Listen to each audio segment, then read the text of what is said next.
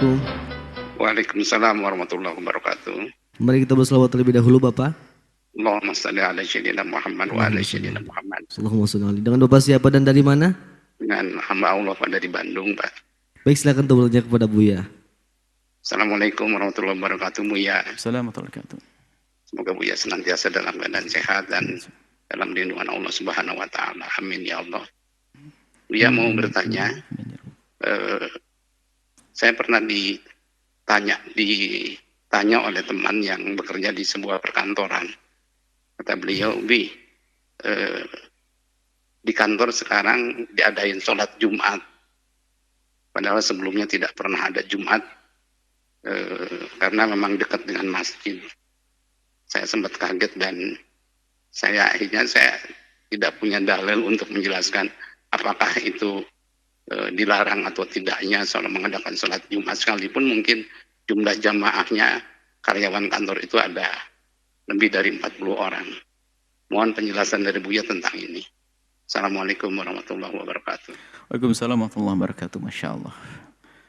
Di dalam melaksanakan sholat Jumat, memang di dalam mazhab kita Imam Syafi'i aturannya sangat ketat, sehingga sampai dikatakan selagi sah menurut mazhab Syafi'i, pasti sah menurut mazhab yang lain. Karena mazhab Syafi'i itu hampir dalam urusan Jumat begitu ketatnya, sehingga kalau sah mazhab Syafi'i menurut yang lain hampir dikatakan sah, hampir. Biarpun dalam hal ini ada perbedaan termasuk masalah bilangan. Kalau mazhab misal Malik itu 12 pun sudah cukup, mazhab Hanafi sampai 3 pun boleh misalnya. Tapi mazhab kita harus 40, itu pun adalah salah satu qaul dalam mazhab Imam Syafi'i. Qaul yang dulu adalah sama dengan mazhab Imam Malik. Kebetulan Imam Syafi'i muridnya Imam Malik, bilangan dan sebagainya. Jadi kesimpulannya begini. Bahwasanya sholat yang dilakukan di pabrik-pabrik dan semuanya bisa dikatakan sah dengan cara menggabungkan dari antara madhab-madhab. Baik. Menggabungkan madhab-madhab. Artinya bisa disimpulkan sah. Tentunya yang perlu dijaga adalah keharmonisan ya. Jangan gara-gara tidak cocok langsung buat masjid Jumatan baru dan sebagainya. Di dalam madhab Imam Syafi'i lagi-lagi, pendapat yang baru dalam mazhab Imam Syafi'i bahwasanya kalau di satu kampung ada 2 masjid, yang terakhir enggak sah. Dan ini juga dikatakan oleh hampir jumhur, tapi mazhab yang lain mengatakan ada, enggak apa-apa. Bahkan waktu itu Imam Syafi'i ada di Mesir, itu adalah di seberangnya itu adalah di Kairo, di masjid. Sebegitu ada masjid yang ada Jumatan, Nabi Imam Syafi'i juga tidak mengatakan itu adalah tidak sah, akan tapi menurut keyakinan beliau adalah juga tidak sah sebagai imam madhab, tapi tidak perlu menghancurkan atau musuh yang melakukan atau yang mengatakan sah, sehingga perbedaan tetap indah. Baik, jadi kalau digabungkan dengan beberapa madhab maka menjadi sah. Apakah dengan bahasa yang disebut dengan talfik? Mungkin orang tidak begitu senang dengan istilah talfik, apalagi nanti digabungkan dengan tatabu'ur rukhas. Jadi menggabungkan madhab untuk mencari yang gampang itu nggak sah. Katanya begitu. Kan dikatakan begitu. Kita menulis masalah ini dengan dalam satu catatan kami dalam buku At-Talfiq. Baik. Nah, ini kalau memang orang cari enaknya saja, itu saja masih bisa dibenarkan. Tapi untuk menjadikan sholat wajib Jumat bukan cari enaknya.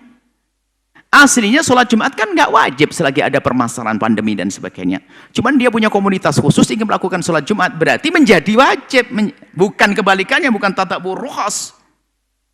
Mungkin malah menjadi tatabu'u syada'id. Baik, ini adalah bahasan yang ngerti fikih. Baik bagi Anda, biarkan mereka melakukan sholat Jumat, cuman selagi, ini kaidahnya, lakukan sholat Jumat karena kasus-kasus di pondok-pondoknya, santri-santri di pondoknya. Yang penting lega hati ini adalah tidak keluar dari 4 madhab yang dianggap. Nggak keluar dari ini. Rinciannya ada rinciannya, cuman gambarannya biar Anda praktis, ada sah. Karena itu berbeda dengan yang selama ini ditakuti sebagai orang tatabu'ur rukhas yang cari gampangnya saja. Mana gampangnya? Dari sholat bisa sendiri jadi gak boleh kok, jadi harus berjamaah. Kan kalau Jumatan harus berjamaah dan ada khutbahnya. Ini adalah malah mengikuti yang berat. Jadi yang semula boleh tidak Jumatan menjadi Jumatan. Ini bukan tatabu'ur rukhas, ini beda. Cuma orang menganggap ini kok cari gampangnya. Gampangnya gimana? Dari tidak Jumatan menjadi Jumatan kok jadi gampangnya. Ini kebalikan dalam memahami makna ini. Kesimpulannya adalah di mal-mal melakukan Jumatan boleh, di pabrik-pabrik boleh dan sebagainya. Jangan bertanya tentang mazhab Imam Syafi'i. Ini kemaslahatan umat, ini bukan cari gampangnya, bukan. Justru dengan begini mereka belajar disiplin, harus ada khotibnya, dengar dia. Kemudian dia harus ada imamnya, kemudian sholatnya berjamaah. Ayo. Coba diadakan, tidak diadakan sholat jamaah, mungkin sholat sendiri-sendiri. Di samping sholat sendiri, mungkin ada yang tidak sholat. Baik, selesai sampai di situ.